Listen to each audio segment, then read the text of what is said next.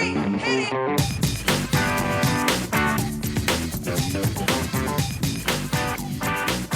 Good morning, good afternoon, good evening. Welcome to today's Caffeine for the Soul. And today I wanted to share an excerpt from my book, Creating the Impossible, a 90-day program to get your dreams out of your head and into the world.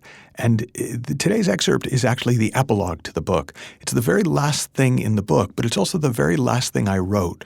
And it kind of contains my reflections on the essence of what it is to create the impossible and how that might impact the way we live in the world and the way we address some of the apparent challenges and seemingly overwhelming and even impossible problems that we currently face.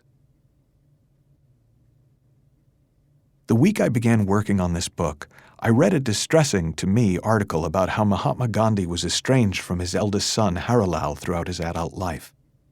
I immediately called my own firstborn, Oliver, and shared with him how much I loved him, and that if it ever came down to it, I would choose my relationship with him over establishing a free and united India. Oliver went quiet for a few moments and then responded, "Dad, we're fine. Go save India."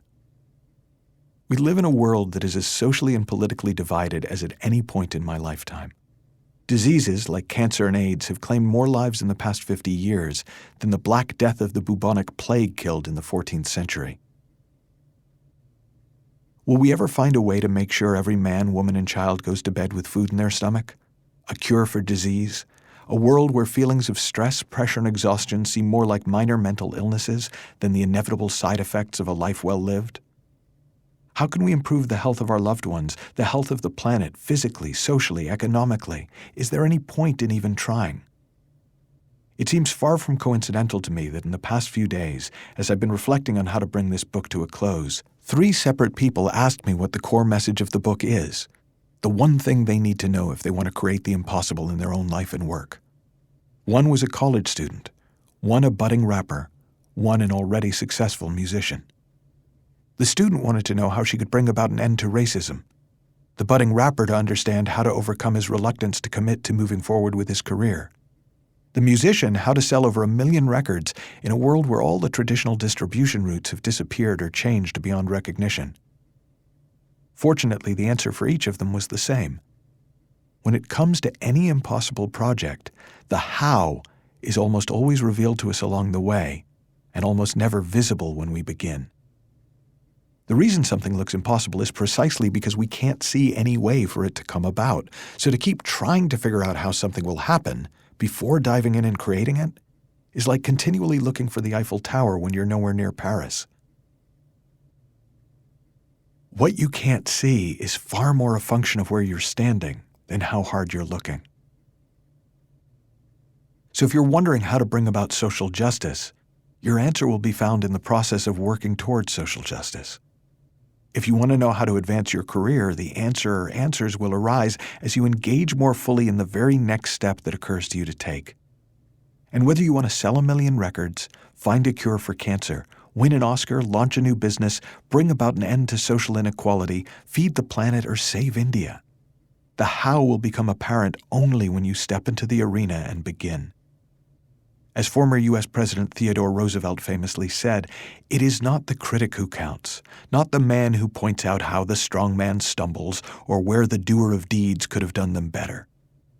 The credit belongs to the man who is actually in the arena, whose face is marred by dust and sweat and blood, who strives valiantly, who errs, who comes short again and again, because there is no effort without error and shortcoming, but who does actually strive to do the deeds, who knows great enthusiasms, the great devotions, who spends himself in a worthy cause, who at the best knows in the end the triumph of high achievement, and who at the worst, if he fails, at least fails while daring greatly, so that his place shall never be with those cold and timid souls who neither know victory nor defeat."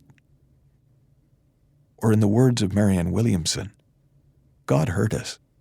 He sent help. He sent you. I hope you enjoyed that, and I encourage you to kind of sit with it. And this week, maybe just let yourself explore the possibility that you're the one you've been waiting for. that, in the words of, there's a story I sometimes share about a teacher named Nathaniel Brandon, who wrote a number of books on the psychology of self-esteem. And he was giving a talk to a group of women on empowerment. And on the talk was called "No One Is Coming." And he was sort of speaking to a cultural belief system that somebody will come and rescue you on their white horse. But if you recognize that no one is coming, then you also recognize that you don't need anyone to come because you have the power within you. And one of the women in the program apparently raised her hand and said, "But Nathaniel, you came." To which he responded, "Well, yes, but I only came to tell you that no one is coming." Well, if no one was coming, but that was okay because you're here, how would that change the way you approach things in your life? How would that change the way you approached the challenges that the world is currently facing? And you don't have to come up with a great answer first time through, but I can tell you from experience, it's a great question to sit in. Have fun, learn heaps, happy exploring, and I'll talk with you soon.